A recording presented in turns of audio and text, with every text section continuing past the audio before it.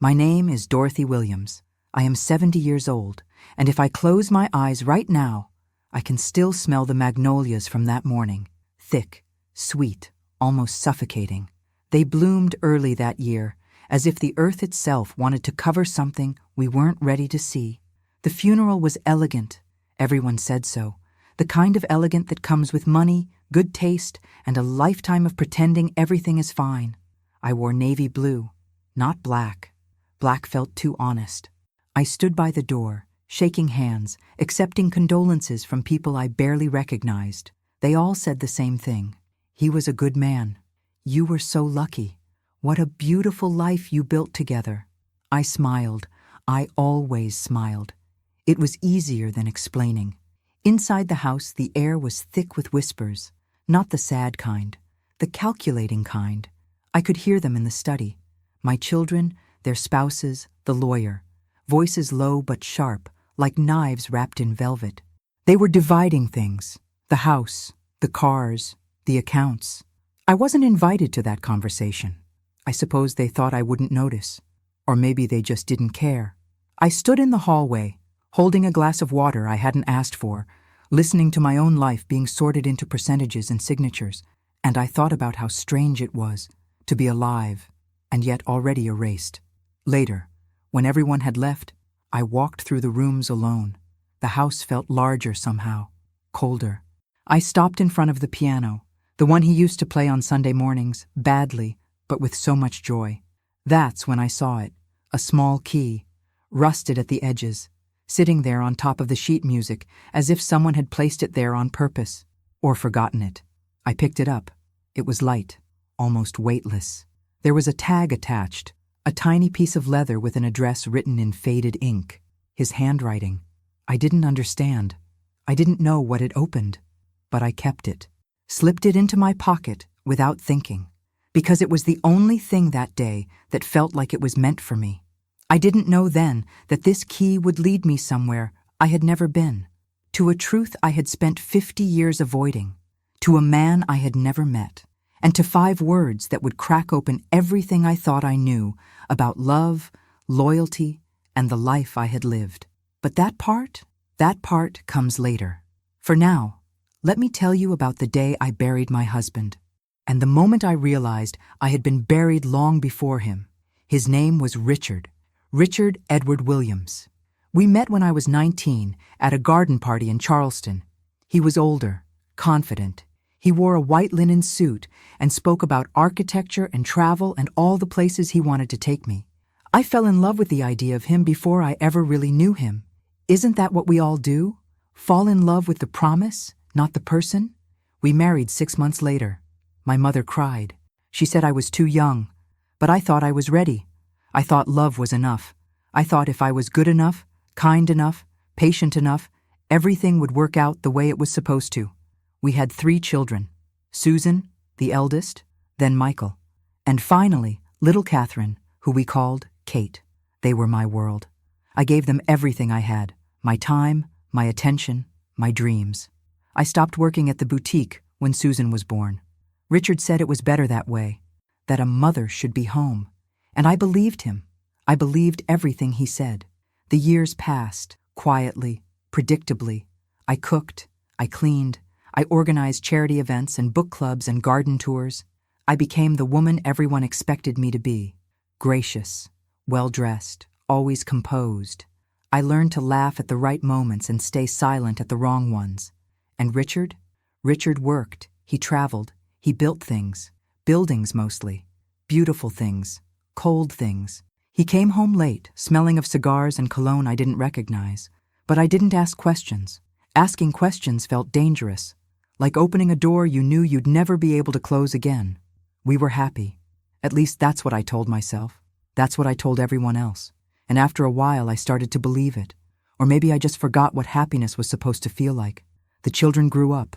They left, one by one. Susan married a lawyer and moved to Atlanta. Michael went to New York. Kate stayed close but distant in other ways.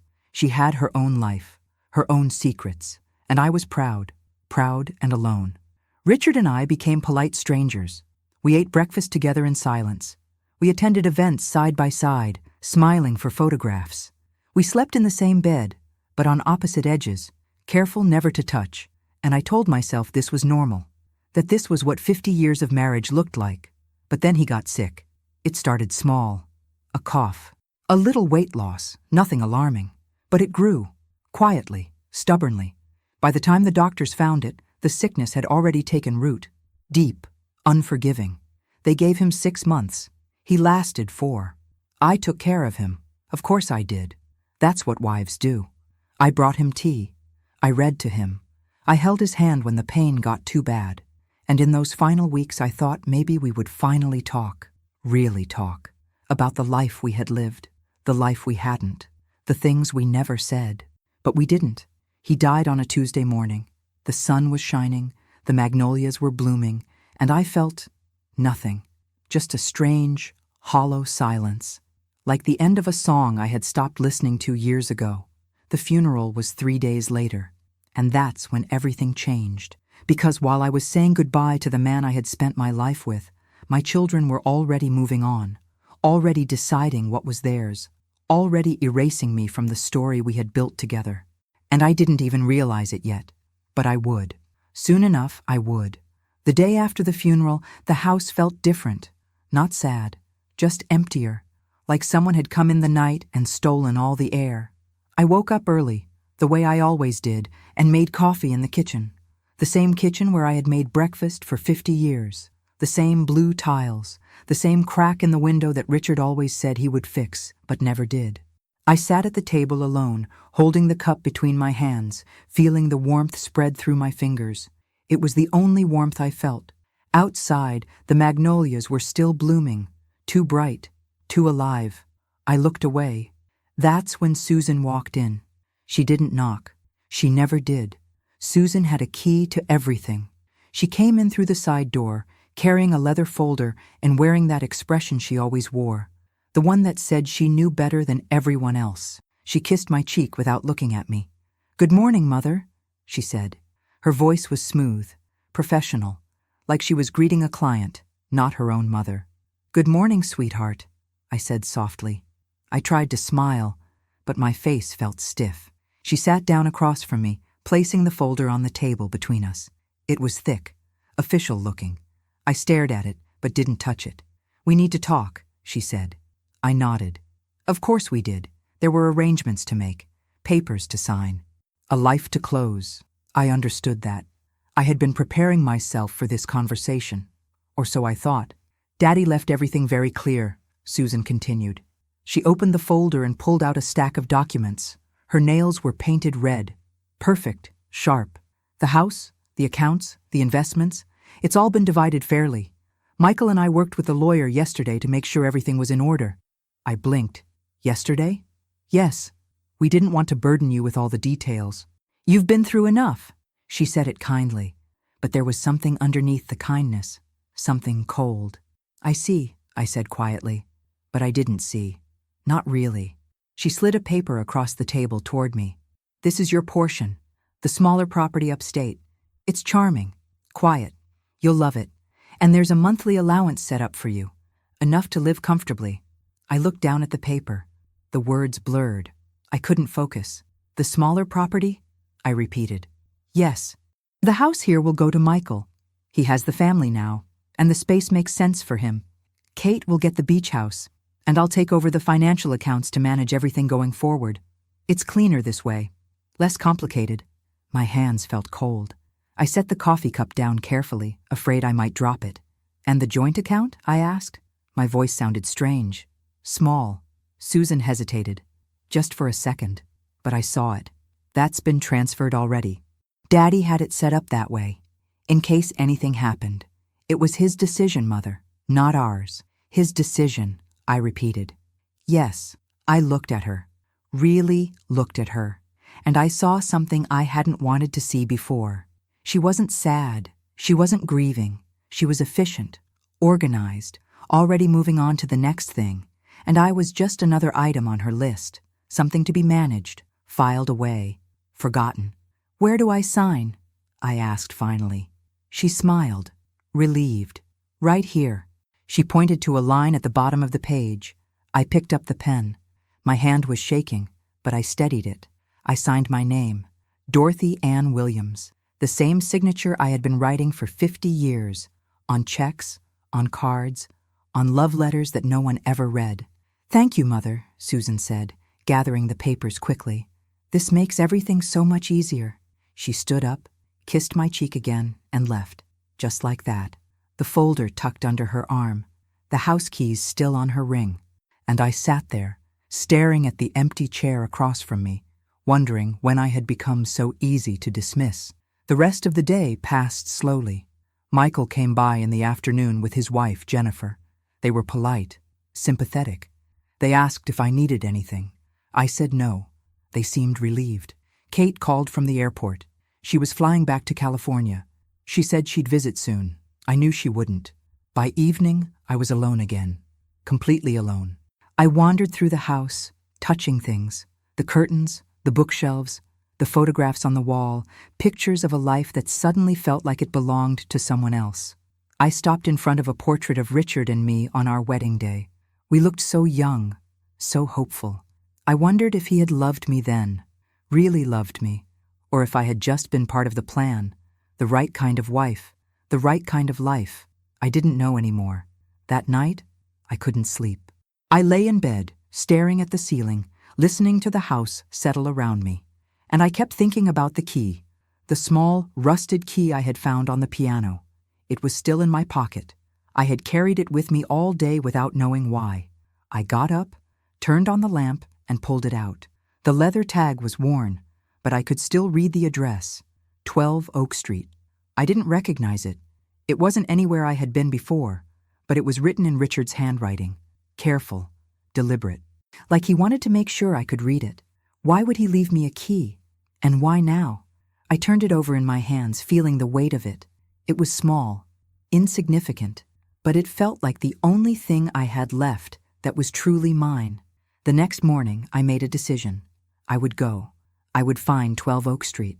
I would see what the key opened, because I had spent 50 years waiting for permission, waiting to be told what to do, waiting to be seen. And I was tired. So very tired. I didn't tell anyone. I didn't ask for help. I just got dressed, put the key in my purse, and walked out the front door. The magnolias were still blooming, but this time, I didn't look away. I walked to the end of the driveway, called a car, and gave the driver the address. He didn't ask questions. I was grateful for that. As we drove through Charleston, I watched the city pass by. The old buildings, the cobblestone streets, the tourists taking photographs of a past they didn't understand. I had lived here my entire life, but I had never really seen it. Not like this. We turned down a narrow street I didn't recognize. The houses here were smaller, older, less polished. The driver slowed down and stopped in front of a building with peeling paint and a crooked sign that read, "Harlow and Sons, Fine Jewelry. This is it," he said. I stared at the building. It looked abandoned. The windows were dusty. The door was closed, but there was a light on inside, faint, flickering. I paid the driver and stepped out onto the sidewalk. My heart was beating fast, too fast. I stood there for a long moment, holding the key in my hand, trying to decide if I was brave enough to go inside. And then the door opened. A man stood there, older, maybe 75, maybe 80. He had kind eyes, sad eyes, and when he saw me, he smiled, not with surprise, with recognition.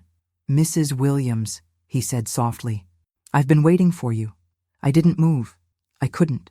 I just stood there on the sidewalk, staring at this man I had never seen before, holding a key I didn't understand, feeling like the ground beneath me was shifting. "You know me?" I asked. My voice came out smaller than I intended. He nodded slowly. "I do. Please, come in." He stepped aside, holding the door open. I hesitated. Every instinct told me to turn around, to go home, to forget this, but home didn't feel like home anymore. And forgetting felt impossible. So I walked inside. The shop was small, cramped. Shelves lined the walls, filled with velvet boxes and glass cases displaying rings, necklaces, bracelets. Everything looked old, not antique, just old. Dust covered most surfaces. The air smelled like metal and time. The man closed the door behind me. The sound echoed. "My name is Thomas Harlow," he said gently. "I knew your husband. For many years." I turned to face him. "I don't understand." "Richard never mentioned you. He never mentioned this place." Thomas smiled sadly. "No, I don't suppose he would have." He gestured toward a small chair near the counter. "Please, sit. This may take a while." I sat. My legs felt weak. I clutched my purse in my lap, the key still pressed against my palm inside. Thomas moved behind the counter. He was slow, careful, like someone who had learned to move gently through a world that could break at any moment. He reached beneath the register and pulled out a wooden box, plain, unadorned. He set it on the counter between us. "Your husband came to see me 3 months ago," Thomas began. His voice was quiet, measured. "He was very sick by then. He knew he didn't have much time, and he asked me to do something for him, something he said he should have done 50 years ago. My throat tightened. "What?" Thomas opened the box. Inside was a small envelope, cream-colored, sealed. My name was written on the front in Richard's handwriting. "Dorothy." "He asked me to give you this," Thomas said, sliding the envelope toward me, "and to tell you the truth he never had the courage to tell you himself." I stared at the envelope. I didn't want to touch it. I was afraid of what it might contain, afraid of what I might learn. But I had come this far. I picked it up. My hands were shaking.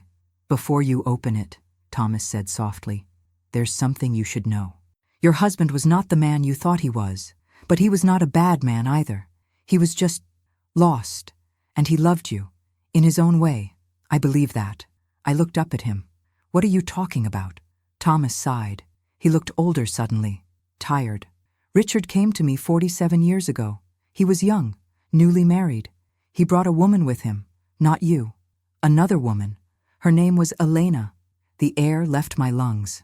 "He wanted to buy her a ring," Thomas continued. "An engagement ring. He was going to leave you. He had made up his mind. But then she died. A car accident. Sudden. Tragic.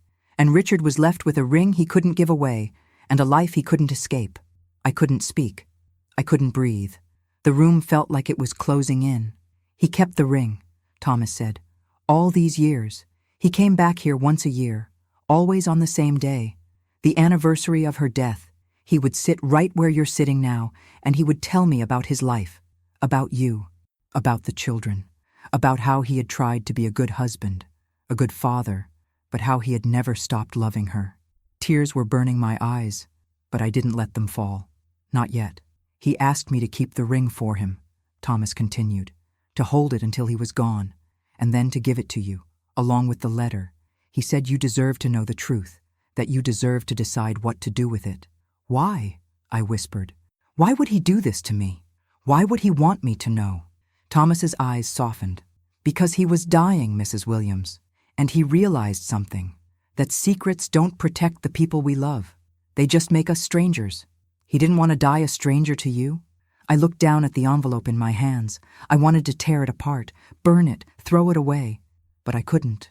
"There's more," Thomas said quietly. I looked up. "More." He reached into the box again and pulled out another envelope. This one was thicker, older. "This came for you 2 weeks ago. It's from a law firm in Atlanta. They said it was urgent, that it needed to reach you directly. But your daughter—" He paused. "Your daughter came here first. She tried to take it. I refused. I told her it wasn't hers to take." My heart stopped. "Susan was here?" "Yes. She was very insistent. She said she was handling all your affairs, that you didn't need to be bothered with unnecessary details. But I knew Richard's wishes. And I knew this was meant for you. So I kept it." He handed me the second envelope. It was sealed, official-looking. The return address read, "Brennan and Associates, Estate Law." I stared at it. My hands were trembling so badly I could barely hold it. "What is this?" I asked. "I don't know," Thomas said. "But I think you need to open it." I set Richard's letter down on the counter. I couldn't read that yet, not now. Instead, I carefully opened the envelope from the law firm. Inside was a single sheet of paper, typed, formal. I read it once, then again, and again. The words didn't make sense, but they were there, clear, undeniable. It was a notice, a legal document, It stated that the joint account Richard and I had shared, the one Susan said had been transferred, had been frozen, because there was a discrepancy, a large withdrawal made 3 days before Richard's death, $50,000, transferred to an account under Susan's name. The letter went on. It said the bank had flagged the transaction as suspicious, that an investigation was being opened, that I, as the surviving account holder, needed to respond within 30 days. I looked up at Thomas. "She took the money," I whispered. "Before he died. She took it." Thomas didn't look surprised. He just nodded. "I'm sorry." I stood up. The chair scraped against the floor. My head was spinning. My chest felt tight. Everything I thought I knew was unraveling. My husband, my daughter, my life. "I need to go," I said. My voice was shaking. "Mrs. Williams, I need to go." I grabbed both envelopes and shoved them into my purse. I turned toward the door, but Thomas stepped in front of me gently. "Wait," he said. "There's one more thing." He reached into the box one last time and pulled out a small velvet pouch. He placed it in my hand. It was heavy, solid. "The ring," he said softly. "Richard wanted you to have it, not because of what it represents, but because it's valuable. Very valuable. He said if you ever needed anything, if you were ever in trouble, you could sell it and start over." I looked down at the pouch. I didn't open it. I just held it. "He loved her," I said quietly.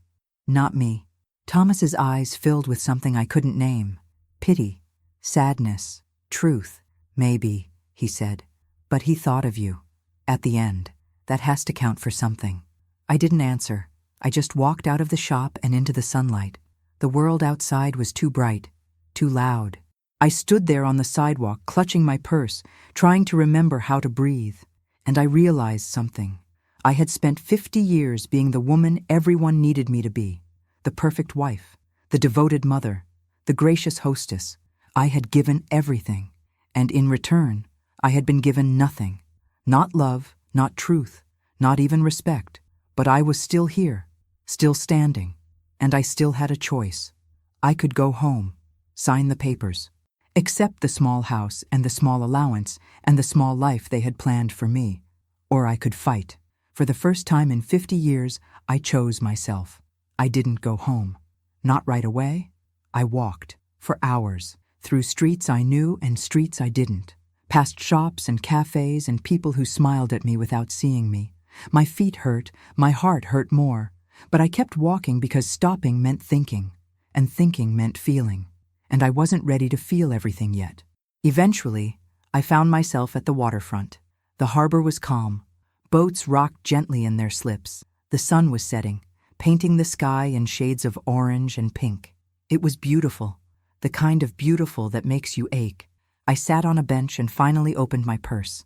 The 2 envelopes stared back at me. Richard's letter, the legal notice, and the velvet pouch. I pulled out the pouch first. My hands were steadier now, calmer, or maybe just numb. I opened it slowly. The ring slid into my palm. It was stunning. A deep blue sapphire surrounded by diamonds. The kind of ring that makes people stop and stare. The kind of ring that costs more than most people make in a year. The kind of ring Richard never bought me. I held it up to the fading light. It caught the sun and sparkled. So much beauty. So much pain. I wondered what Elena had looked like. If she had been young. If she had laughed easily. If she had loved him the way I tried to love him. I wondered if she had known about me. I put the ring back in the pouch and pulled out Richard's letter. The envelope felt heavy. Final. I traced his handwriting with my finger. Dorothy. He had written my name so carefully. Like it mattered. Like I mattered. But did I? I opened it. The letter was short. Just 1 page. His handwriting was shaky. Weak. Written by a dying man who finally found the courage to be honest. It read, "Dorothy, if you're reading this, then Thomas kept his promise. And you know the truth, or at least part of it. I don't expect you to forgive me. I don't expect you to understand. I'm not even sure I understand it myself, but I owed you this. The truth, after all these years. I met Elena when we had been married for 3 years. You were pregnant with Michael. You were tired all the time, beautiful, but distant, and I was selfish, lonely, lost. She worked at a gallery downtown.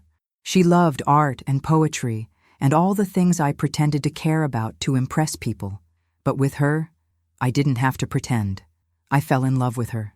Quickly, completely. The kind of love that makes you forget who you are. I was going to leave you. I had the papers drawn up, the ring purchased. I was going to tell you after Michael was born. But she died, 2 days before I planned to tell you. A drunk driver. She never saw it coming, and I was left with nothing.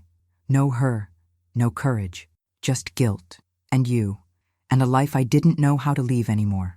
I tried, Dorothy. I tried to be a good husband, to be present, to love you the way you deserved, but I was always somewhere else, always with her, in my mind, in my heart. I'm sorry. I'm sorry I couldn't give you what you needed. I'm sorry I made you feel invisible. I'm sorry I let you believe our life was real when I was always living in a memory.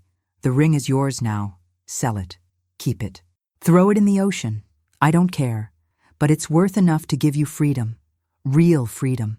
The kind I never gave you in life. You deserve more than I ever gave you. And I hope, somehow, you find it. Richard.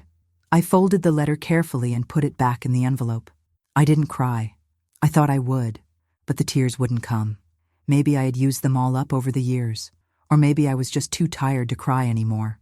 I sat there as the sun disappeared completely. The harbor lights flickered on, the world kept moving, and I realized something. Richard's confession didn't change anything. Not really. I had always known, hadn't I? Deep down, I had felt it. The distance, the absence, the way he looked past me instead of at me. I had just chosen not to see it, because seeing it meant admitting I had wasted my life on a man who loved a ghost. But the legal notice, that changed everything. Susan had stolen from me, not just money, but dignity, respect. She had looked me in the eye, called me mother, and lied. She had forged documents, moved money, erased me, and she thought I would never know. She was wrong. I stood up. My legs were stiff, but my resolve was firm.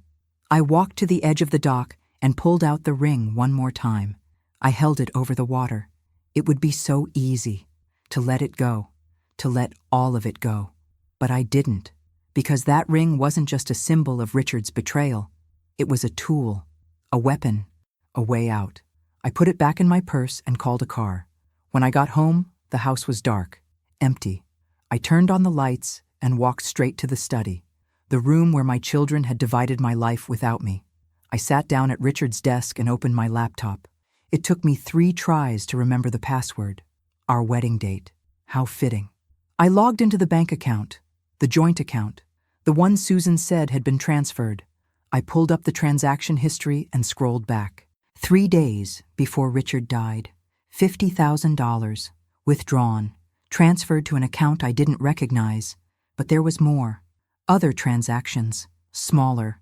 Over the past 6 months, 5,000 here, 10,000 there, all transferred to the same account, all while Richard was dying, all while I was caring for him, trusting her. I printed everything, page after page, evidence, proof, truth. Then I called the law firm. It was late, but they had an emergency line. A woman answered. Professional, efficient. This is Dorothy Williams, I said. My voice was steady, strong. I received your notice regarding my account. I'd like to schedule a meeting as soon as possible. Of course, Mrs. Williams. How does tomorrow morning work? 10 o'clock? Perfect. I hung up. Then I called my own lawyer. Not the family lawyer. Not the one Susan and Michael had used. A different one.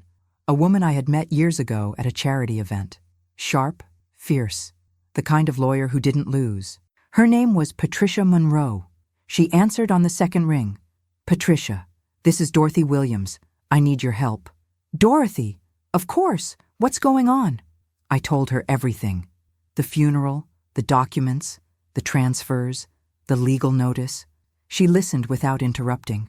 When I finished, there was a long pause. Dorothy, she said finally, do you want to fight this? Yes. It's going to be ugly. Your daughter will fight back. Your family will take sides. It's going to cost you. Emotionally, maybe financially. I know. Another pause. Then, good, because I think you have a very strong case, And I think it's time someone stood up for you. Thank you, Patricia. Don't thank me yet. We have a lot of work to do. Can you come to my office tomorrow afternoon, after your meeting with the bank? Yes. Bring everything. Every document, every email, every receipt. We're going to build a case they can't ignore. I hung up and sat back in the chair, Richard's chair. For the first time in weeks, I felt something other than grief. I felt anger, clean, focused, righteous. I had been silent for 50 years, patient, forgiving, understanding. And where had it gotten me? Alone, erased, forgotten. Not anymore. I stood up and walked to the window. The magnolias were still there, still blooming, but I saw them differently now, not as something trying to hide the truth, but as something that bloomed anyway. Despite everything, I thought about Susan, about the moment she had sat across from me at this very table and lied to my face, about how easily she had done it, how confidently. She thought I was weak. She thought I would accept whatever she gave me. She thought I didn't matter. Tomorrow, I would show her how wrong she was. Tomorrow, I would stop being the woman everyone expected me to be. Tomorrow, I would become the woman I should have been all along. But tonight, I allowed myself one moment of weakness. I walked to the piano. I sat down on the bench, and I played, badly, the way Richard used to. The keys felt foreign under my fingers, but I kept going, because sometimes the only way to move forward is to remember what you've lost, and then let it go. I didn't sleep that night. I tried. I lay in bed, staring at the ceiling, listening to the house creak and settle around me. But every time I closed my eyes, I saw Susan's face, that calm, composed smile, the red nails tapping against the folder, the way she had kissed my cheek and walked away as if she had just done me a favor. At 4 a.m, I gave up. I got out of bed, made coffee, and sat at the kitchen table with all the documents spread out in front of me. Bank statements, transfer records, Richard's letter, the legal notice. I read through everything again, slowly, carefully, looking for details I might have missed. The pattern was clear. The withdrawals had started 6 months ago, right around the time Richard's diagnosis became terminal. Small amounts at first, barely noticeable, then larger, bolder. Whoever did this thought they were being careful, thought no one would notice. But I noticed. At 9:30, I got dressed. I chose a navy suit, the one I wore to board meetings back when I still had a voice in my own life. I put on the pearls Richard gave me on our 20th anniversary. I looked at myself in the mirror. I looked older than I remembered, tired. But there was something else there too, something I hadn't seen in years. Determination. I arrived at the bank at exactly 10 o'clock. The building was tall, glass and steel, cold. A young woman at the reception desk smiled at me with practiced politeness. "I'm here to see Mr. Brennan," I said. "Dorothy Williams? I have an appointment." "Of course, Mrs. Williams. He's expecting you. 3rd floor. Conference room B." I took the elevator up. My hands were steady. My breathing was calm. I had practiced what I would say, how I would say it. I wouldn't be emotional. I wouldn't cry. I would be clear, factual, strong. The conference room was exactly what I expected. Long table, leather chairs, windows overlooking the city. Mr. Brennan was already there. Mid-50s, gray suit, kind eyes. He stood when I entered. "Mrs. Williams, thank you for coming. Please, sit." I sat.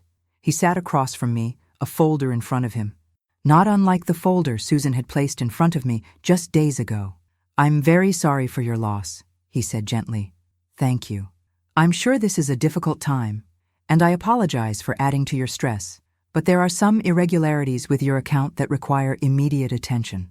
"I understand," I said. "I've reviewed the transactions. I know what happened." He looked surprised. "You do?" "Yes, my daughter accessed the account without my knowledge or permission. She made multiple withdrawals over the past 6 months, the largest being 3 days before my husband's death, $50,000. Mr. Brennan leaned back in his chair. "I see. And you were not aware of these transactions at the time?" "No, I was not."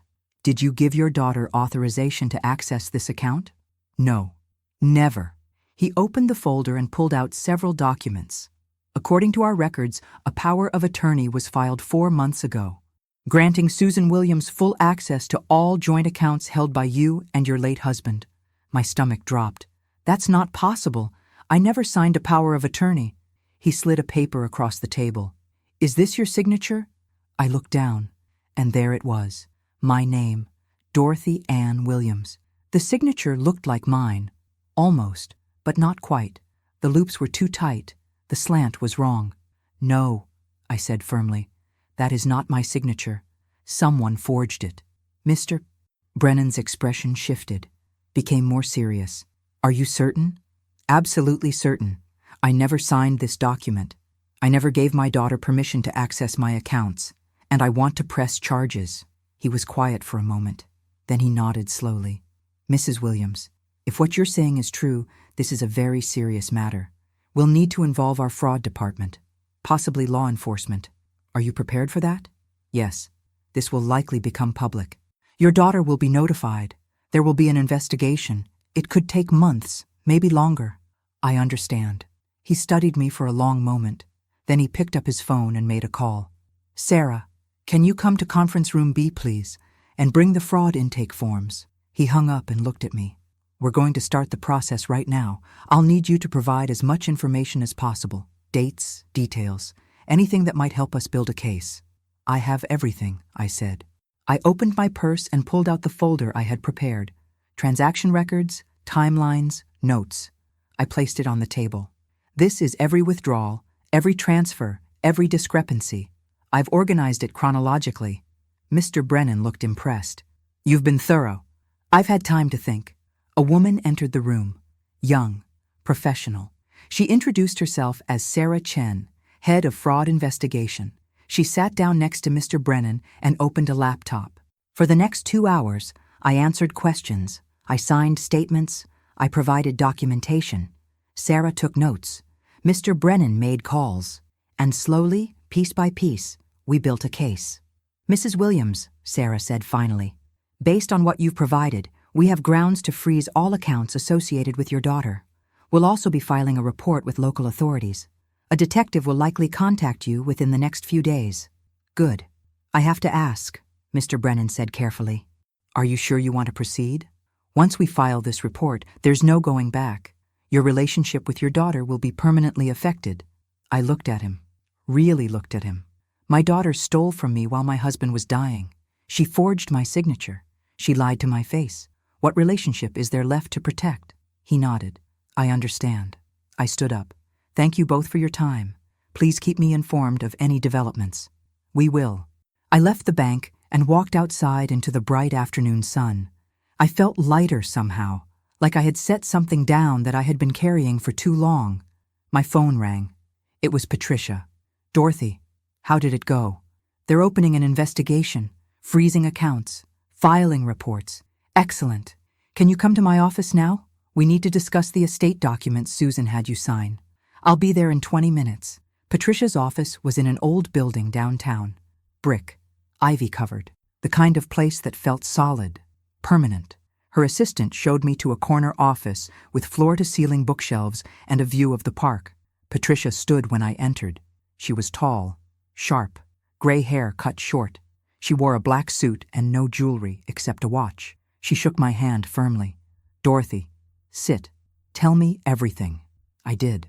I told her about the funeral, the documents Susan had me sign, the house, the accounts, the small property upstate. I told her about Thomas and the ring and Richard's letter. I told her about the bank meeting. Everything. She listened without interrupting. When I finished, she leaned back in her chair and smiled. Not a happy smile, a knowing one. Dorothy, I'm going to be very direct with you. Your daughter orchestrated a systematic theft. She manipulated you during your most vulnerable moment. She forged documents. She moved assets. And she thought she would get away with it because you were grieving and alone. Yes, but here's the thing. She made mistakes, big ones. The forged signature, the timing of the withdrawals, the fact that she didn't involve you in any of the estate planning. All of that works in your favor. What do we do? Patricia opened a folder. First, we contest everything. Every document you signed. We argue you were under duress, grieving, not in a sound mental state to make those decisions. Which is true. Okay. Second, we file a civil suit for theft, for fraud, for elder financial abuse. We go after her hard. We make it clear that this will not stand. And the house? The house is still yours, legally, until a judge says otherwise. And I'm going to make sure that doesn't happen. I felt something release in my chest. Hope. Real hope. How long will this take? Months. Maybe a year. But I've handled cases like this before, and I win. What will it cost? She looked at me. I'm not going to lie. It won't be cheap, but I know you have resources, and I know you have something else. Evidence, documentation, a clear timeline. That's worth more than money. I pulled out the velvet pouch, the ring. I set it on her desk. Richard left me this. It's worth a significant amount. I can sell it, to pay for legal fees, to fight. Patricia picked up the pouch and looked inside. She didn't say anything for a moment. Then she looked at me. Dorothy, are you sure? Yes. This ring, it meant something to him, to her. It's part of your history. It's part of his history, not mine. And I don't want it. I want my life back. She nodded slowly. Then we'll use it. I know a reputable dealer. We can have it appraised and sold within the week. Do it. She put the ring back in the pouch and set it aside. Then she pulled out a legal pad and started writing. All right, here's what we're going to do. Tomorrow I'm filing an emergency motion to freeze all estate proceedings. I'm going to argue that the documents were signed under duress and that there's credible evidence of fraud. Will it work? It'll slow things down. Give us time to build our case. Susan will be notified. She'll get a lawyer. Things will get ugly. I know. Good. Because you need to be prepared. She's going to call you. She's going to try to convince you to drop this. She'll say you're overreacting, that you're confused, that this is all a misunderstanding. I won't listen. I know you won't, but I need you to hear me. Do not talk to her. Do not answer her calls. Do not meet with her. Everything goes through me now. Understood? Understood. Patricia stood up and extended her hand. Then we have a deal. I'll start drafting the paperwork tonight. You should go home. Rest. This is just the beginning. I shook her hand. Her grip was strong, reassuring. Thank you, Patricia. Don't thank me yet. Thank me when we win. I left her office and stepped out into the late afternoon. The sky was turning pink. The air was cooler. I walked slowly back to my car, feeling the weight of everything I had just set in motion. There was no going back now. By tonight, Susan would know. By tomorrow, the whole family would know. And by next week, I would be the villain, the ungrateful mother, the bitter widow. But I didn't care. Because for the first time in 50 years, I was telling my own story, and this time I was going to finish it. Susan called that evening, 3 times. I didn't answer. She left voicemails. I didn't listen to them. Then she started texting. Mother, we need to talk. This is ridiculous. Call me back. You're making a huge mistake. I turned off my phone and poured myself a glass of wine. Red, the expensive kind Richard used to save for special occasions. I sat on the back porch and watched the sun finish setting. The magnolias glowed in the fading light. Everything felt different now. Sharper. More real. The next morning, Patricia called early. It's done. I filed the motion. The court accepted it. All estate proceedings are frozen pending investigation. How long do we have? 30 days. Then there's a hearing. We'll present our case. Susan will present hers. The judge will decide whether to proceed or dismiss. And Susan knows? Her lawyer was served this morning. I'm sure she's calling you right now. She called last night. I didn't answer. Good. Keep it that way. Let her panic. Let her scramble. It's better for us. I spent the rest of the morning organizing. I went through every drawer, every closet, every box in the attic. I was looking for anything that might help. Old documents, letters, proof of who I was before I became Richard's wife, before I became Susan's mother. I found my old business records from the boutique before Richard convinced me to close it. There were photographs, too, of me standing in front of the shop, young, smiling, proud. I barely recognized that woman. I found my college diploma, my teaching certificate, evidence of a life I had almost forgotten. I had been someone once, before I became everyone else's everything. I packed it all carefully, put it in a box, labeled it. These were my credentials, my proof that I had value beyond being a wife and mother. That afternoon, the doorbell rang. I looked through the window. Susan, standing on the porch, arms crossed, face tight. I didn't open the door. She knocked. "Mother, I know you're in there. Open the door." I stayed quiet. "Mother, please, we need to talk about this." I walked away from the door and went upstairs. She knocked for another 5 minutes. Then I heard her car start and drive away. Patricia called again that evening.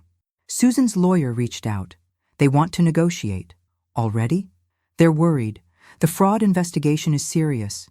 If it goes forward, Susan could face criminal charges. They want to settle before it gets that far. What are they offering? Everything back. The house, the accounts, full restitution, in exchange for you dropping the investigation and signing a non-disclosure agreement. I was quiet for a long moment. They want me to stay silent. Yes.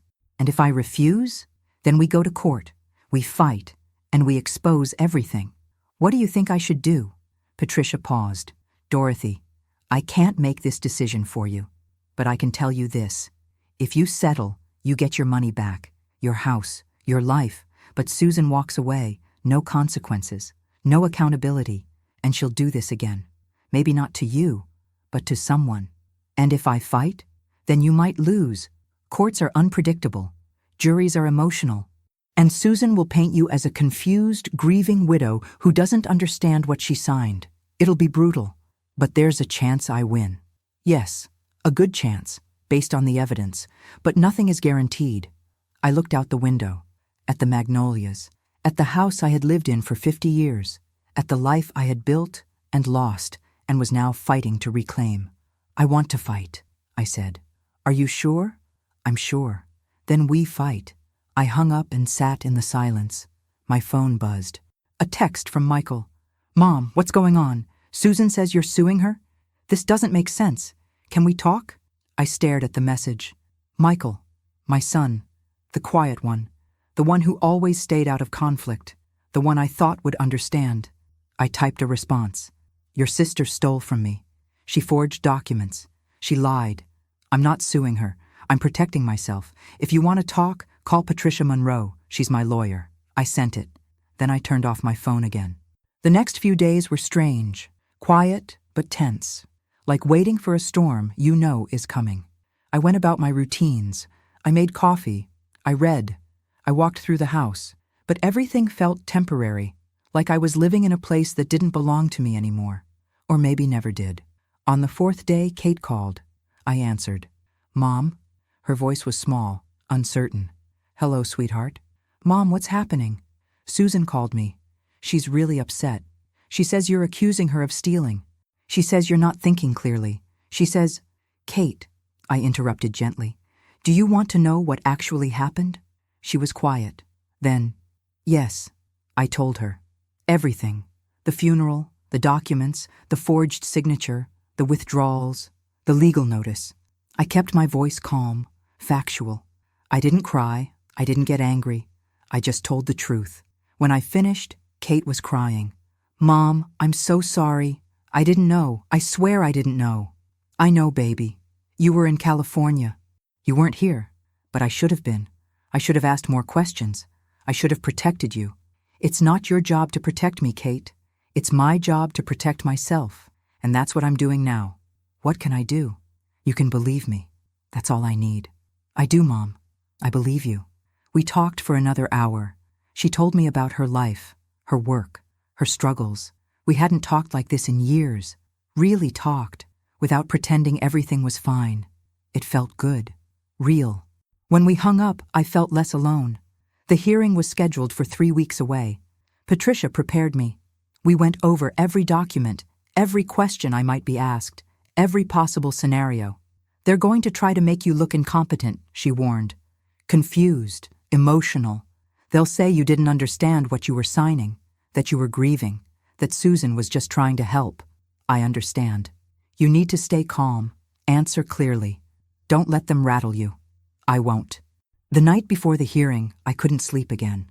I went downstairs and made tea. I sat at the kitchen table and thought about everything that had brought me here. 50 years of marriage, 3 children, A lifetime of putting everyone else first. And this was where it led. To a courtroom, fighting my own daughter for the right to exist. But I didn't regret it. Not anymore. Because somewhere along the way, I had stopped being Dorothy Williams, Richard's wife. I had stopped being Dorothy Williams, Susan's mother. I had become something else. Dorothy Williams, who mattered. The morning of the hearing, I dressed carefully. The same navy suit, the pearls, my hair pulled back, simple, dignified, strong. Patricia picked me up at 8. Ready? Yes. The courthouse was downtown. Old stone building, high ceilings, everything echoed. Patricia walked beside me, her heels clicking on the marble floor. Confident, certain. We entered the courtroom. Susan was already there, sitting at a table with her lawyer, a man in an expensive suit. She looked up when I walked in. Our eyes met. I saw something there. Surprise, maybe fear. She hadn't expected me to show up. She thought I would back down, settle, disappear. But I didn't. I sat at the table across from her, Patricia beside me.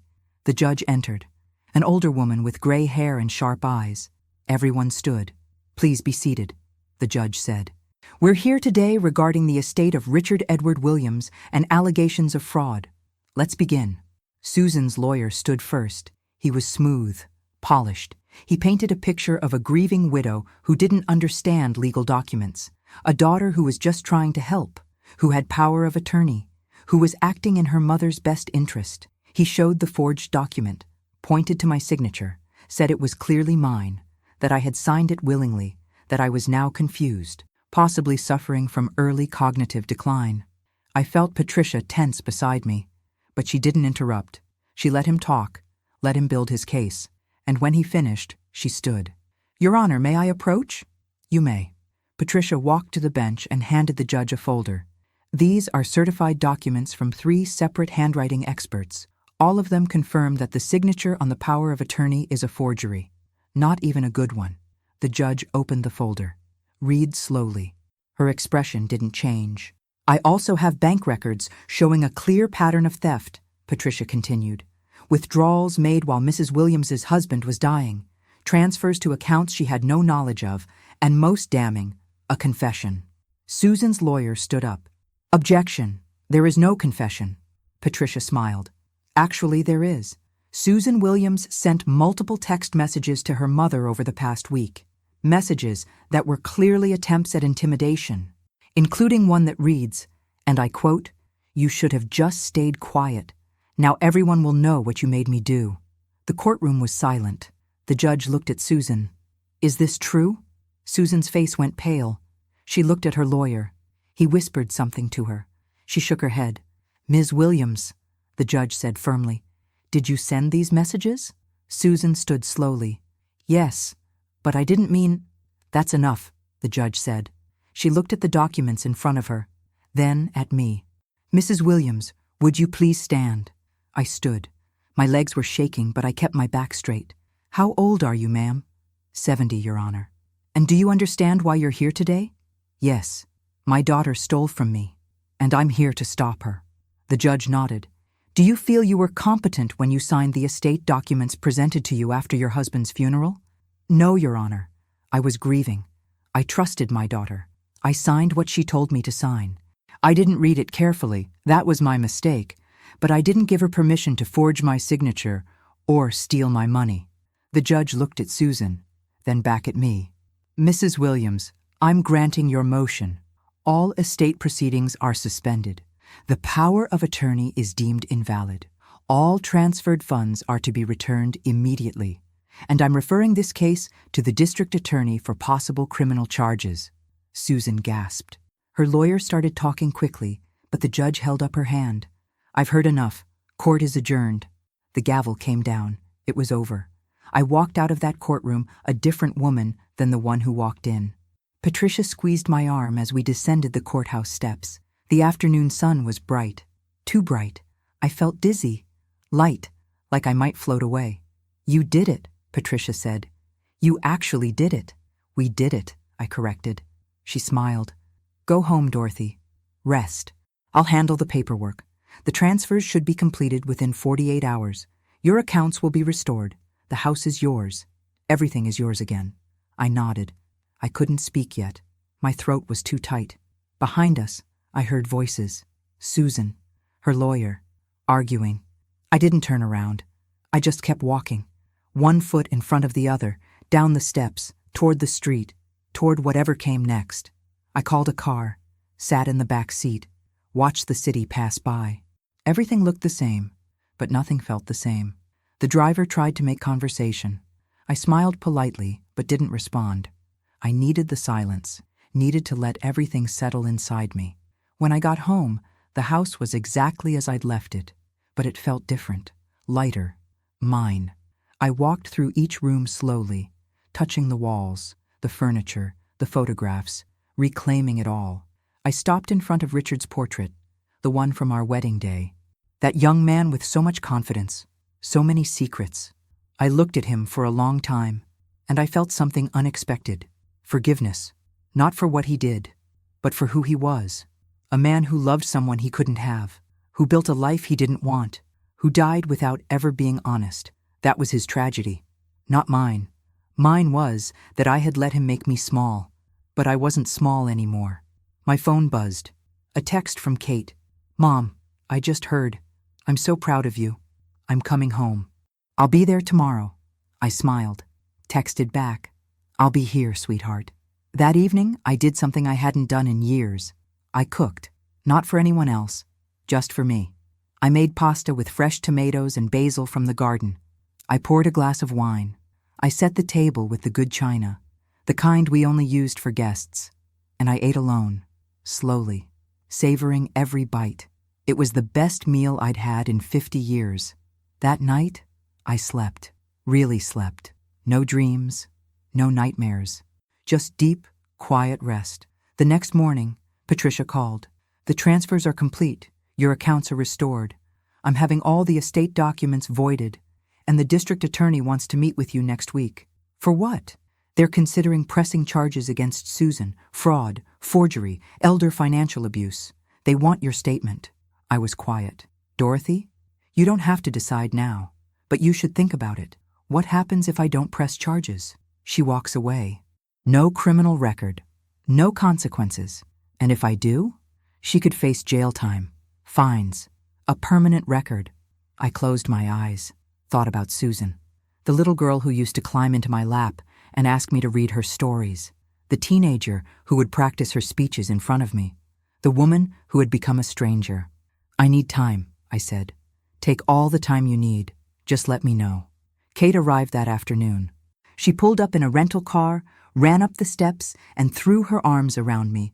She was crying. I held her, let her cry, stroked her hair the way I used to when she was small. "I'm sorry, Mom," she whispered. "I'm so sorry I wasn't here. You're here now. That's what matters." We went inside, made tea, sat in the living room, and we talked, really talked, about everything. Richard, Susan, Michael, the life we had all pretended was perfect. "Did you know?" I asked her. "About your father? About Elena?" She shook her head. "No, but I knew something was wrong. I could feel it. The way he looked at you. The way he didn't look at you. Like you were furniture, something functional but not really seen." "Why didn't you say anything?" "I was a kid, Mom, and then I was a teenager, and then I was just trying to survive my own life. I'm sorry. I should have been braver. We all should have been." She reached across and took my hand. "What are you going to do? About Susan?" "I don't know yet. She called me after the hearing. She was furious, said you humiliated her, that you ruined her reputation, that she was just trying to protect you." "Protect me from what?" "From yourself, apparently. She said you weren't thinking clearly, that you were making bad decisions, that someone had to take control." I laughed. It came out bitter. "I've spent 50 years letting other people control me. I'm done." Kate squeezed my hand. "Good." Over the next few days, Kate stayed with me. We cleaned out closets.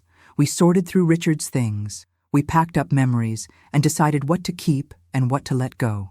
It felt good, healing, like we were clearing space for something new.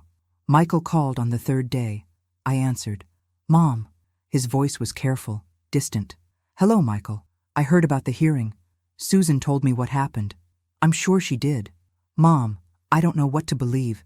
Susan says you're confused, that you didn't understand what you were signing.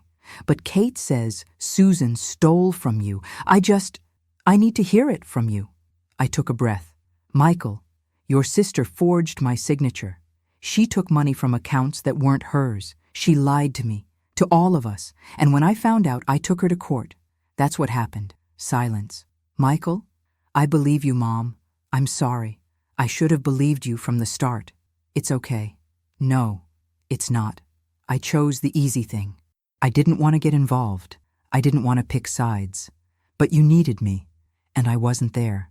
You're here now. Can I come see you? This weekend? Yes, I'd like that. When we hung up, I felt something shift, like pieces of my family that had broken were slowly finding their way back together. Not the same, but maybe better. That Friday, the ring sold. Patricia called with the news. $187,000.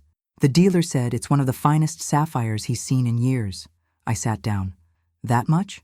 Richard had good taste, at least in jewelry. I laughed. Actually laughed. What do I do with it? Whatever you want. It's yours. Free and clear. I thought about it. All that money. From a ring meant for another woman. From a love that wasn't mine. It felt like cosmic justice. Put half in a trust for Kate. She's been struggling. I want her to have it. And the other half? I'm going to travel. I'm going to see all the places Richard said he'd take me, but never did. I'm going to live. That sounds perfect. That evening, I told Kate about the money. She cried. Said she didn't deserve it. I told her everyone deserves a second chance. Even us. Michael came that weekend, with his wife and children. We had dinner together. The house was full of noise and laughter and chaos. It felt alive again. After dinner, Michael pulled me aside. Mom, I need to tell you something. Susan called me. She wants to see you. She wants to apologize. My chest tightened. What did you say? I said I'd ask you, but that it was your choice. I don't know if I'm ready. You don't have to be. But she's my sister, and you're my mother. And I love you both. I just thought you should know. I nodded. Thank you for telling me. That night, I lay in bed thinking about Susan, about the little girl she used to be, about the woman she became, about whether forgiveness was even possible. I didn't have an answer yet. The next week, I met with the district attorney, a young woman named Rachel Torres. She was kind but direct. Mrs. Williams, we have enough evidence to prosecute. The forged signature, the financial records, the text messages. Your daughter would likely be convicted, but I need to know if you want to move forward. What happens to her if I do? Best case, probation and restitution. Worst case, up to 5 years in prison. 5 years. I thought about Susan sitting in a cell, away from her children, her life destroyed, and I thought about what she had done to me. The betrayal, the lies, the way she had looked at me like I didn't matter. Can I have more time? You have until the end of the month. After that, the statute of limitations complicates things. I left her office with the weight of that decision pressing down on me. Forgiveness or justice? Mercy or accountability? There was no easy answer. That evening, I sat on the back porch with a cup of tea, watching the magnolias sway in the breeze, and I thought about everything I had learned. That love without honesty is just pretending. That silence is not the same as peace. That being kind to others doesn't mean being cruel to yourself. And that sometimes the bravest thing you can do is tell the truth, even when it costs you everything. I pulled out my phone, stared at Susan's number. I hadn't spoken to her since the hearing. Hadn't heard her voice. Part of me wondered if I ever would again. I started typing. Susan, I'm willing to meet. Once. Just you and me. If you want to talk, really talk, I'll listen.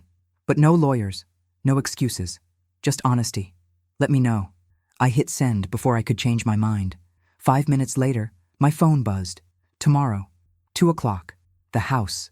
I stared at the message. My heart was racing. I didn't know if this was wise, if I was ready, if anything good could come from it.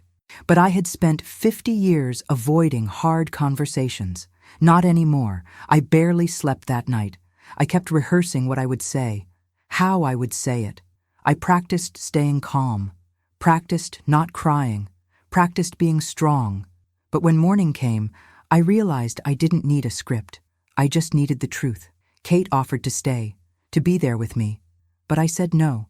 This was something I needed to do alone. At 1:55, I sat in the living room waiting. I had made tea, set out 2 cups. The same cup Susan and I used to use when she'd visit on Sunday afternoons, back when things were simpler. Or maybe they never were. Maybe I just didn't see clearly. At exactly 2 o'clock, the doorbell rang. I opened it. Susan stood on the porch. She looked different, smaller somehow. Her hair wasn't perfect. Her makeup was smudged. She wore jeans and a plain sweater. I'd never seen her look so ordinary. "Hello, Mother," she said quietly. "Come in." She walked past me into the living room, sat on the edge of the sofa, hands folded in her lap, like a child waiting to be scolded. I sat across from her, poured tea, handed her a cup. She took it, but didn't drink. We sat in silence for a long moment. "Thank you for seeing me," she said finally. Her voice was tight, controlled. "You're my daughter. I'll always see you." She looked up. Her eyes were red. "Even after everything I did? I didn't say I trusted you. I said I'd see you." She flinched, looked down at her tea. "Why did you do it, Susan?" I asked. My voice was steady, calm. "Why did you steal from me?" She was quiet for a long time. So long I thought she might not answer. Then she spoke, because I was angry. At me? At everything. At Dad. At you. At the life we all pretended was perfect. I waited. Let her continue. "I knew, Mom, about Elena. I found out years ago. I was 17. I was looking for something in Dad's study, and I found letters, old letters, from her to him, and from him to her. Dozens of them. Love letters." My chest tightened. "You never said anything. What was I supposed to say? That my father loved someone else? That my mother's entire marriage was a lie? I didn't know how to say that, so I said nothing. And I watched. I watched him pretend to love you. I watched you pretend to be happy. And I hated both of you for it." Tears were streaming down her face now, but she didn't wipe them away. "And when he got sick," she continued, "I thought maybe he'd finally tell you. Maybe he'd finally be honest. But he didn't. He just kept pretending, right up until the end. And I realized he was going to leave you with nothing. Not the truth, not closure, just memories of a life that never existed. So you decided to take everything else too?" She looked at me. "I told myself I was protecting you, that you'd be better off in a smaller place, with less responsibility, less to remind you of him. But that wasn't true. I was punishing you. For what? For staying. For accepting it, for teaching me that love means settling, that marriage means silence. I became just like you, Mom. I married a man I don't love. I built a life that looks perfect from the outside but feels empty inside. And I hated you for showing me how to do that." The words hung in the air between us, heavy, true. I set down my teacup. "Susan, I'm sorry. I'm sorry I showed you that. I'm sorry I made you think that was what love looked like. But I'm not that woman anymore. I know. I saw that in court. You were different, strong.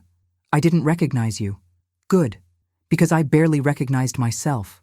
She wiped her eyes. "What are you going to do? About the charges? I don't know yet. I deserve it. Whatever you decide. I know that. Maybe. But this isn't about what you deserve. It's about what I need." "What do you need?"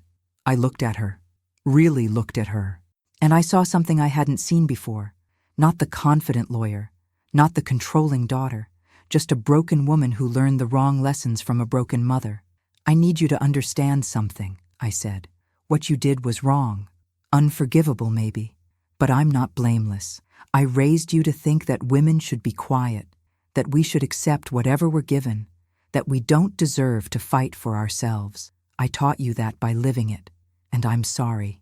Mom, let me finish. I don't know if I can forgive you. Not yet.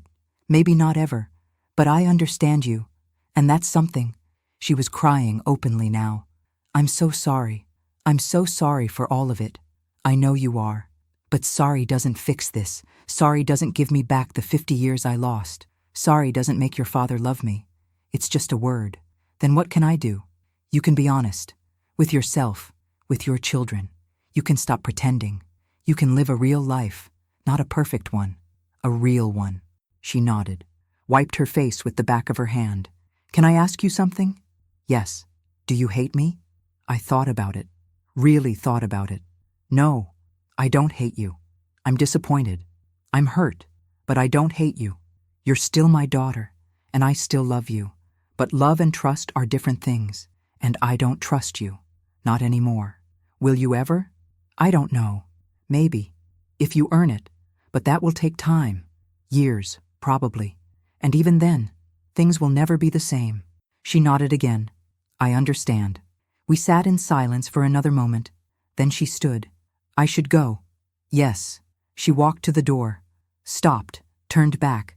Mom, for what it's worth, I'm glad you fought back. I'm glad you didn't let me erase you.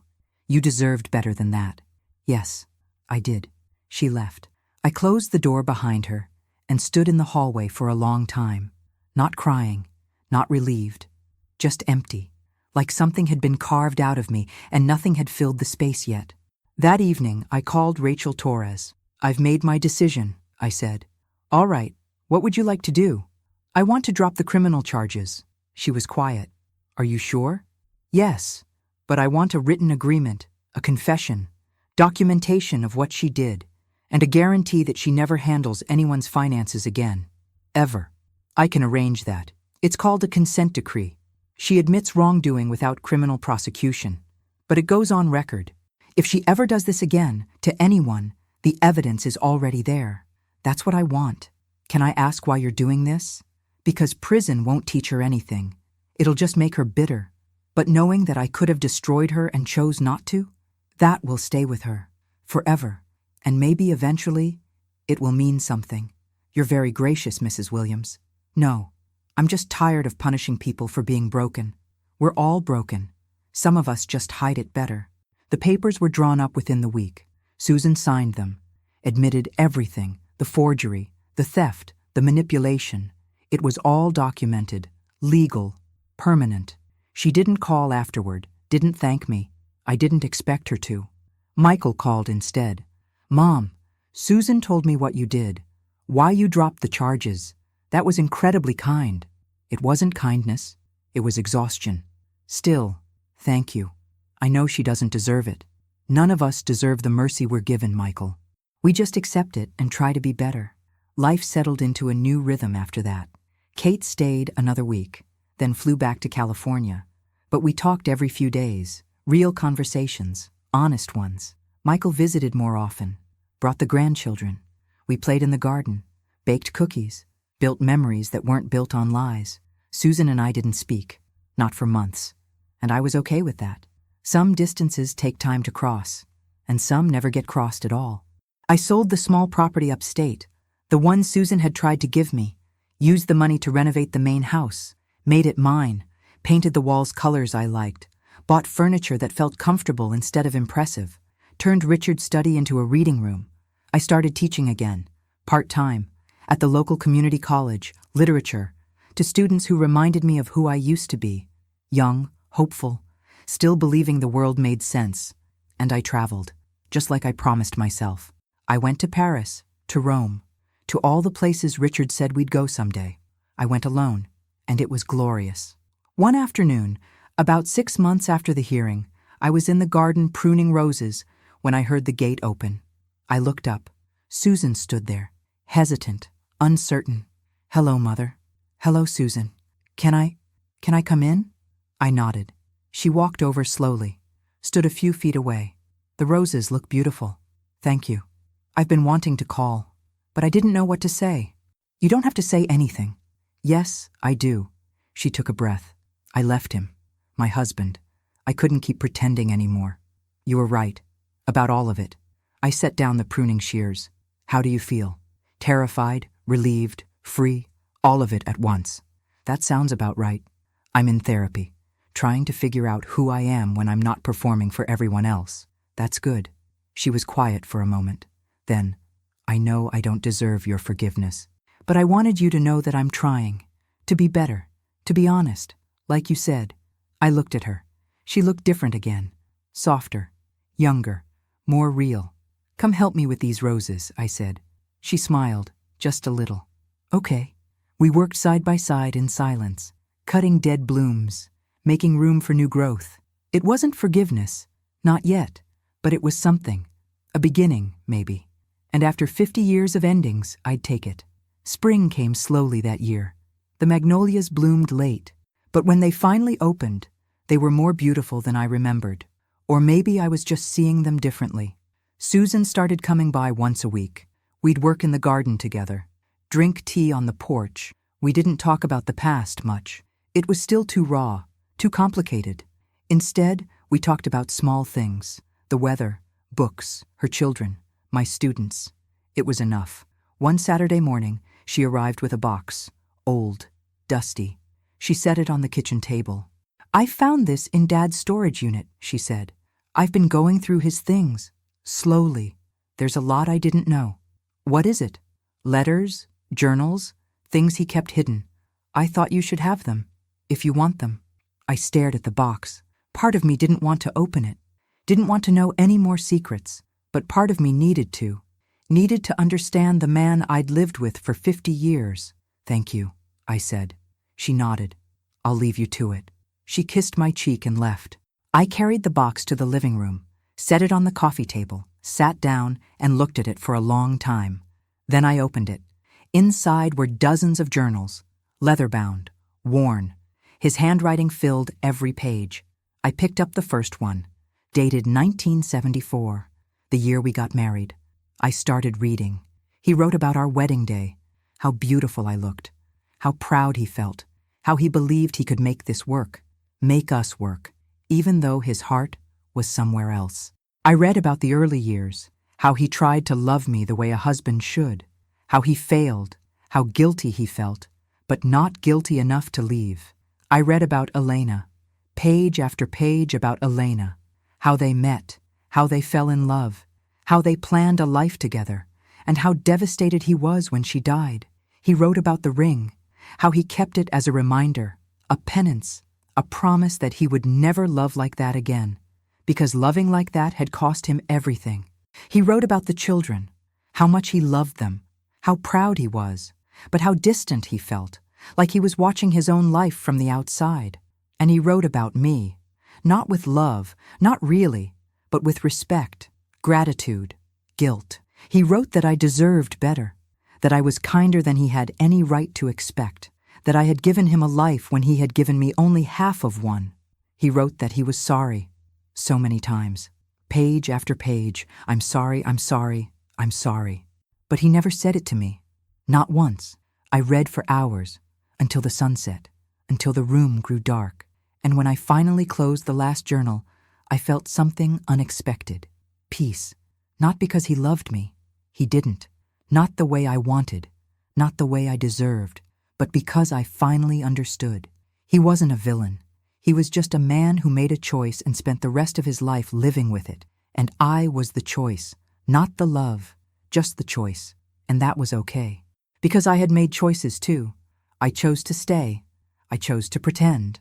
I chose to be small. And I had lived with those choices for 50 years, but I wasn't making those choices anymore. I packed the journals back in the box, put them in the attic. I didn't need to read them again.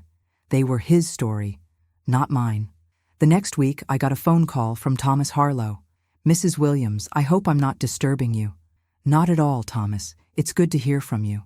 I wanted you to know that I'm closing the shop, retiring. Finally. That's wonderful. You've earned it. There's something else. I found something. Among my father's records. Something that belonged to your husband. I think you should have it. What is it? It's better if I show you. Can you come by tomorrow? Of course. The next day, I drove to the shop. Thomas was waiting for me. He looked older, more tired, but his smile was warm. Come in, come in. The shop was half empty. Boxes everywhere. The shelves mostly bare. Everything must go, he said with a sad smile. 47 years in this place. Hard to believe it's ending. All things end eventually. Yes, they do. He walked behind the counter and pulled out a small envelope. This is what I wanted to give you. I opened it. Inside was a photograph. Old, faded, black and white. It was Richard. Young, maybe 25. standing next to a woman. She was beautiful. Dark hair, bright eyes, laughing. They were holding hands, looking at each other the way people do when they think no one is watching. Elena. I found it in my father's files, Thomas said. Richard left it here, years ago. Asked my father to keep it safe, to never let anyone see it. But now that he's gone, and you know the truth, I thought you should have it. I stared at the photograph, at the way Richard looked at her, the way he never looked at me, and I felt nothing. No anger, no jealousy, no pain, just curiosity. And then, surprisingly, gratitude. Because this woman, whoever she was, had loved him, really loved him, and he had loved her. And that love, even though it ended in tragedy, was real. Mine wasn't. And knowing that set me free. Thank you, Thomas, I said, for everything. What will you do with it? I looked at the photograph one more time. Then I handed it back. Keep it, or throw it away. It's not mine to keep. Are you sure? Yes, that was his life, not mine. I'm done carrying his ghosts. Thomas nodded slowly. You're a remarkable woman, Mrs. Williams.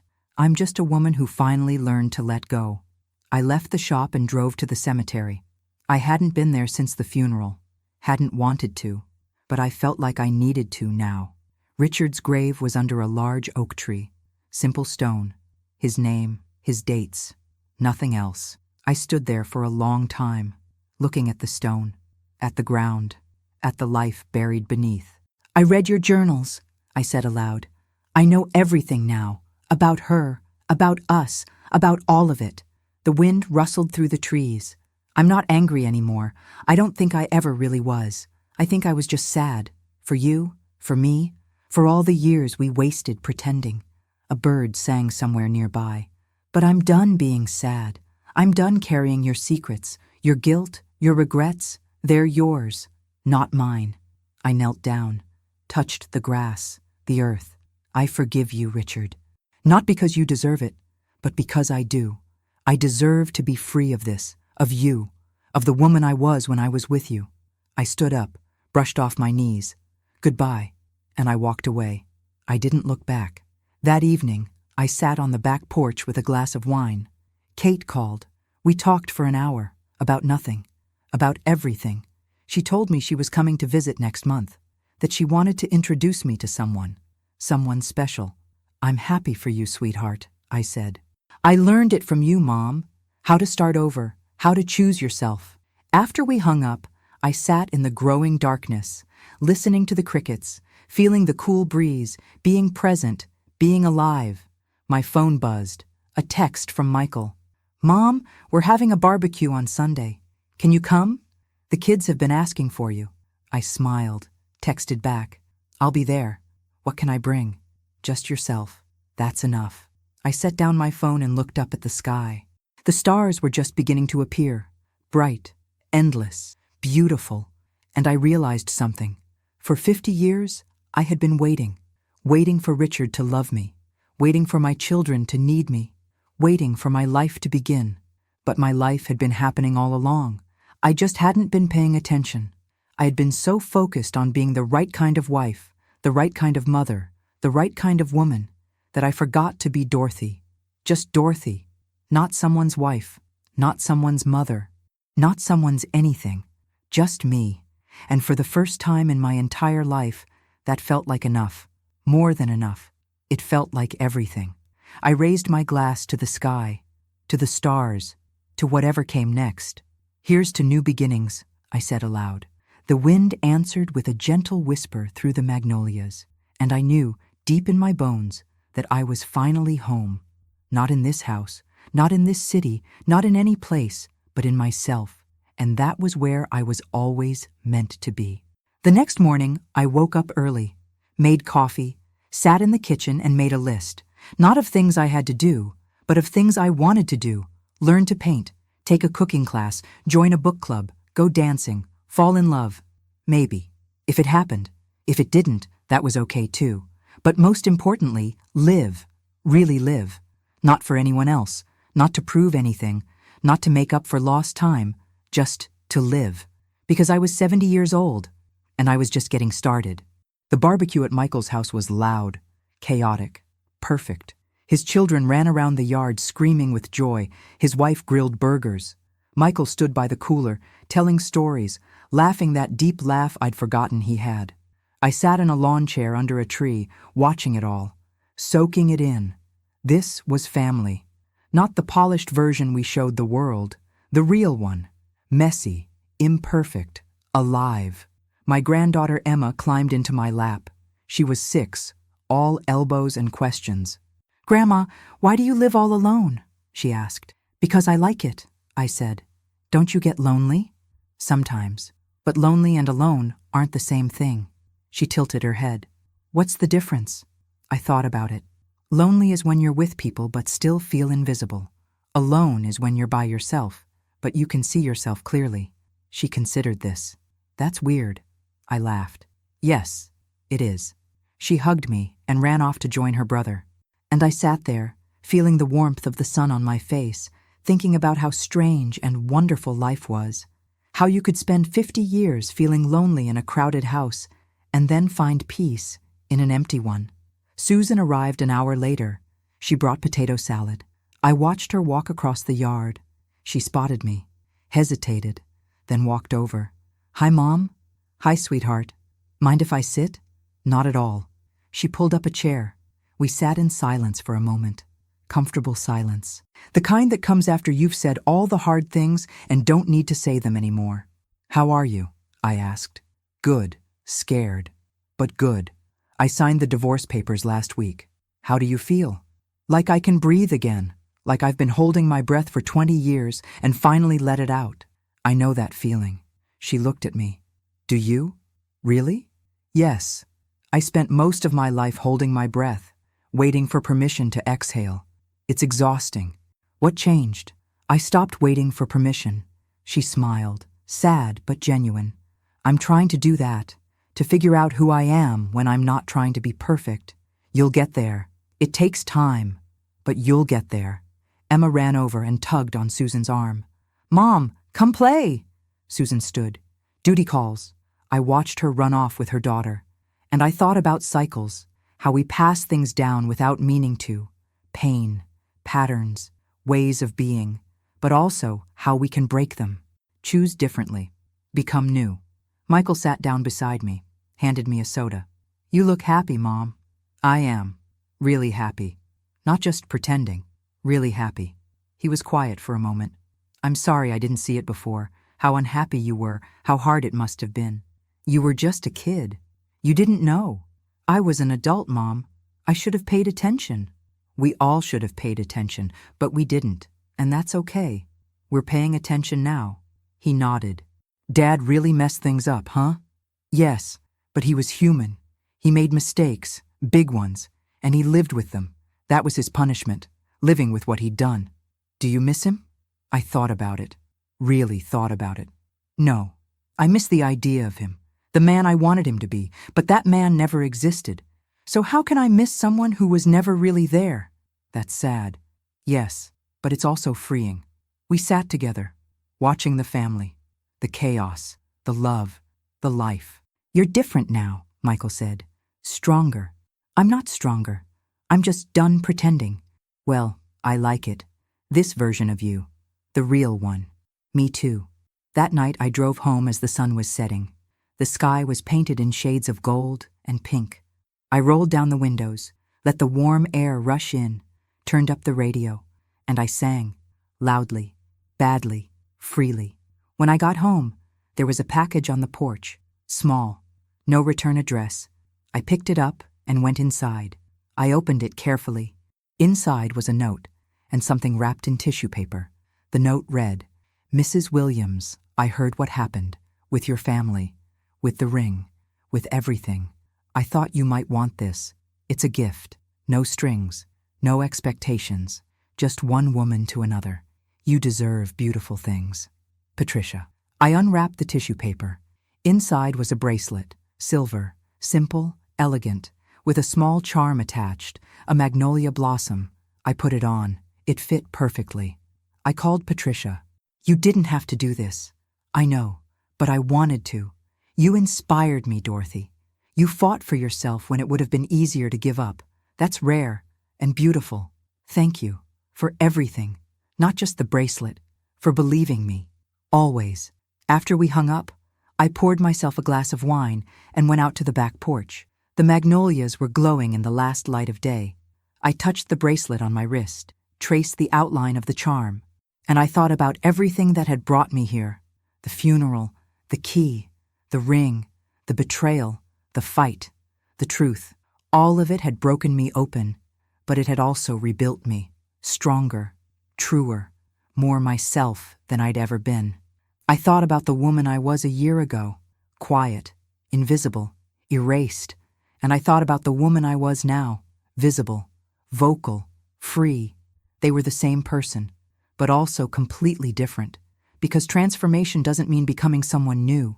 It means becoming who you always were underneath all the layers you built to survive. I raised my glass to the magnolias, to the setting sun, to the life I'd reclaimed. Thank you, I whispered, to Richard, to Susan, to everyone who had hurt me and taught me and forced me to finally choose myself.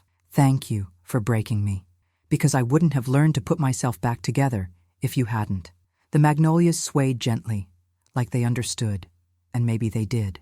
I sat there until the stars came out, one by one, filling the sky with light, and I realized that's what healing is. Not one big moment, but 1,000 small ones, each one bringing a little more light into the darkness, until one day you look around and realize you can see clearly again. You can see yourself, and you like what you see. I finished my wine, went inside, climbed into bed, and I slept peacefully, deeply, without dreams, without ghosts, without regret, just rest. Pure, earned, beautiful rest. The next morning, I woke up to sunlight streaming through the windows. I made coffee, sat at the kitchen table, and I did something I hadn't done in 50 years. I wrote, not a grocery list, not a note, but a story. My story, the real one, the one I'd been too afraid to tell. I wrote about the girl I used to be, the woman I became, the life I lived, and the one I lost, the pain, the betrayal, the choice to fight back. And I wrote about the ending. Not the one I expected, but the one I got, the one where I saved myself. I wrote until my hand cramped, until the coffee went cold, until the sun moved across the kitchen floor. And when I finally stopped, I read what I'd written. It was messy, imperfect, raw. It was honest. It was mine. I looked at the pages spread out in front of me, and I smiled, because this was it. This was what I'd been searching for my whole life. Not love, not validation, not approval. Just the courage to tell my own story, in my own words, on my own terms, and nobody could take that away from me. Not Richard, not Susan, not anyone. It was mine, forever. I gathered the pages carefully, put them in a folder, labeled it simply, Dorothy. Then I got dressed, put on the bracelet Patricia gave me, and I walked outside into the bright morning. The magnolias were in full bloom now, perfect, radiant, unashamed, and so was I. My name is Dorothy Williams. I am 70 years old, and this is my story. Not the story people thought I lived, but the one I actually did. It's a story of loss and betrayal and pain, but it's also a story of courage and truth and rebirth. It's a story about a woman who spent 50 years being invisible and then chose to be seen. It's a story about the key that unlocked not a door, but a life, my life. And if my story helps even one person open their eyes, see their own worth, choose their own freedom, then every bit of pain was worth it. Because we all deserve to live in truth. We all deserve to be seen. We all deserve to bloom, even at 70, especially at 70. Because it's never too late to become who you were always meant to be. It's never too late to come home to yourself. And that's the real ending. Not the one where I got everything I wanted, but the one where I finally became everything I needed. Myself, just myself. And that was more than enough. It was everything.